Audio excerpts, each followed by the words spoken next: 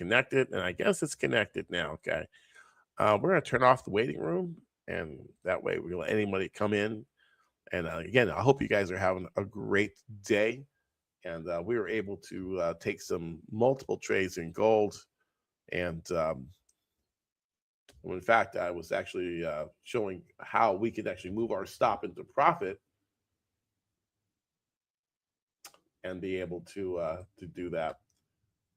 So great. A good, like I said, great good morning to the West Coast people, and a good afternoon to all those who are in the rest of the world. And so we are going to see what we're going to actually take a look at the U.S. dollar. And I'm going to share my screen with you. Let me go ahead and we're going to take a look at the U.S. dollar and give a dismiss this. Let me get the chat room open. Can't see your charts. Do see you. Okay, great. I haven't shared my screen yet. I'm going to share it right now. I'm going to share sound, screen 2, and share it. Right, and we are going to close some stuff up here. Right. Or our analysis. So we probably don't want this chart. We're going to switch to one chart. Okay, one chart, right? And we're going to, right. So this is the U.S. dollar index. This is a basket of currency pairs versus the U.S. dollar, and it's the reserve currency of the world for now. Okay, so no matter if you don't like it, it's here to stay for a while. And we can see that we had recently dropped, back in January 27th, we dropped to a low of 95.52. Now, the real magic of learning how to trade the dollar index, we're not really trading the dollar index, but being able to have at least one screen devoted to the dollar index is because you can, the major currency pairs, there's 8 major currency pairs, and we can have them here. We have the dollar CAD. We have the dollar Swiss, dollar yen, the euro, the pound dollar, the Kiwi, the New Zealand versus U.S. dollar, and the Australian dollar versus U.S. dollar. So there's 1, 2, 3, 4, 5, 6, 7 majors. If you know where the dollar is going, you know where all the other currencies are going as well, right? And usually when we use like my market heat map, an arrangement of currency pairs. Don't know where that came from. You go to my market heat map, an arrangement of currency pairs by percentage change, and you can get it for $19.99. But you can access it for free just by going to the website, scrolling down, and you can see that we have the major currency pairs, right? We have the New Zealand dollar, Australian dollar at the top spot, right? That means that the New Zealand dollar is stronger than the U.S. dollar. That's why it's green, and it's up 0.37%. The Australian dollar is stronger than the U.S. dollar, okay? This is strong versus weak analysis, being able to, because currencies are traded in pairs. Really, your whole world is traded in pairs. Every time you go to the supermarket and you take out U.S. dollars to buy milk, you are exchanging milk for dollars, right? You are either exchanging dollars for milk or dollars for bread or dollars for gasoline, and you would write as a currency pair, GAS, DXY, or USD, right? Your exchange, this is why it's called foreign exchange. But we exchange all the time. When you buy a stock, let's say you buy you buy Google or Amazon, AMZN. Well, if you wrote it as a currency pair, you're exchanging your dollars for the stock, AMZN, right? So whenever you make that exchange, you're saying, I don't want my dollars. I'm short dollars and long Amazon, or I'm short dollars and long gold, long silver, long unleaded gas, long a big screen TV, long a pair of Nikes, long some Air Force Ones, right? Anytime we give up our dollars for something, that's an exchange. So in this case, we're exchanging our dollars for New Zealand dollars. Why? Because New Zealand dollars are that the value is more, and this also represents the economy. New Zealand is called the breadbasket of Asia, meaning that they supply milk, cheese, all kinds of dairy products, as well as there's more sheep than people in New Zealand. So they are called the breadbasket of Asia. So if other countries have money and are buying things from New Zealand, then their currency is in demand because you need New Zealand dollars to buy things from them. So there's demand on their currency. And so we see that because they control Asia's food supply, that this is a good sign that there's global growth in the world, okay? That there is prosperity, whether the stock markets, right? So other stock markets around the world are going to reflect this, right? Johnson, there might be more sheep in San Francisco and Los Angeles, right? We'll see the Super Bowl, right? Well, the Rams won't be there, that's for sure.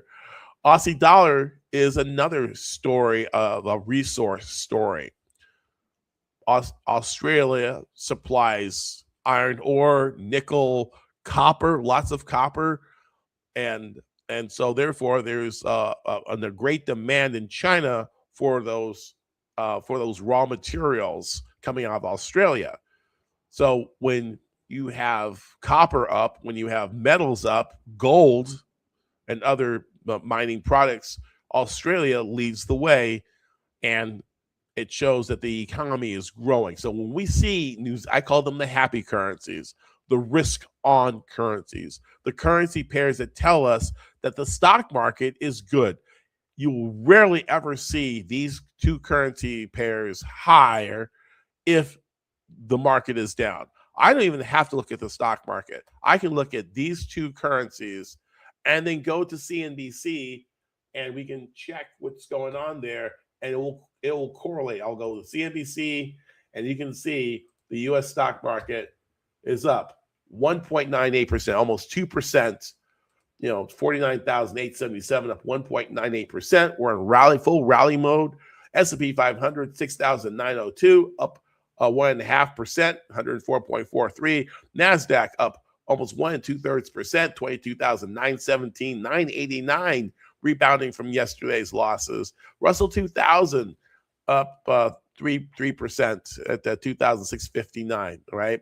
The fear index is up. VIX is a fear gauge, and it is also up. So even though we have a lot of, the Dow surging, right? But again, I did not need to look at this I could just see that that people are preferring risk on appetite currencies as opposed to the dollar, right? And you can look at the heat map and see what's in the back: dollar Swiss, dollar yen, and actually the euro and US dollar are kind of like, they're kind of hanging around. Usually we'll see the pound up as well and the euro up as well, and all the dollar pairs trading together. But this is a commodity driven rally here. In fact, the New Zealand dollar, Aussie dollar, and dollar CAD are called COMDOLs. That's COMDOLL, commodity dollars, right? Because they have, because the New Zealand dollar is its own dollar, right? There's a US dollar, there's a New Zealand dollar, and there's Australian dollar, right? And then there's a Canadian dollar. All those are, even their currencies are called dollars, but they're all based on natural resources and raw materials. Dollar CAD, even though dollar CAD is down, it means that the US dollar is down, but it also means that the Canadian dollar is stronger than the US dollar, right here, showing us on the heat map, which indicates, look, Canada supplies oil, rich province of Alberta, which is talking about separation from Canada, and they might be the 51st state of the U.S., right?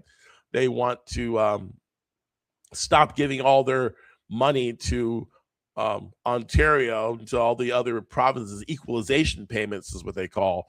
Equalization payments is they basically rob the rich, Robin Hood, taking from the rich province of Alberta, where with all their natural resources, and giving it to the other provinces which are not doing so well, and they're have failed socialist programs and social safety net, right? And so that so it's really big. It's you look at the Alberta succession, and they have a vote, a referendum, and it's already like 40% of the population is voting for this referendum. We can look it up.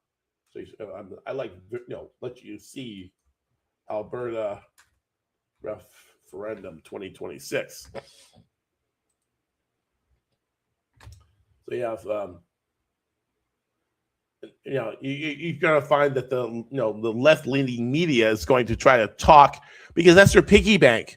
They've given over $600 billion of money comes from Alberta and goes to fund Canada, the rest of Canada, right? Meanwhile, Alberta has crumbling roads, crumbling infrastructure. Their medical facilities are overrun with backlogs, and because why? Because they're sending all their money, majority of it, to Ottawa, to the central government. That's taxation without representation, right? And then also they, Ottawa is stopping key pipelines, like the Keystone Pipeline. They put a lot of those the liberal environmental regulations strangling Alberta's growth. So Alberta's like saying, enough of this. F all you guys, so we're getting out of here. And so there's talks of Donald Trump with this separation. And so this is called a referendum. And you got to find like something. Yeah, here it is.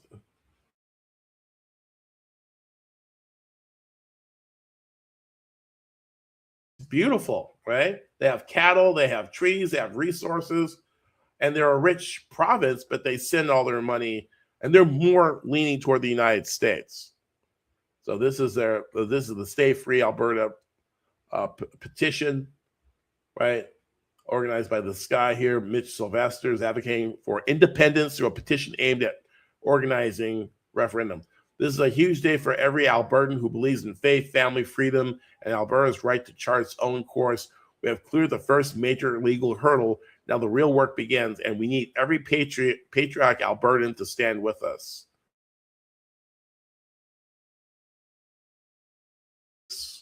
And so they have a Stay Free, you can donate. And so there's been meetings with Donald Trump and Alberta. Now this whole search engine stuff is like manipulated.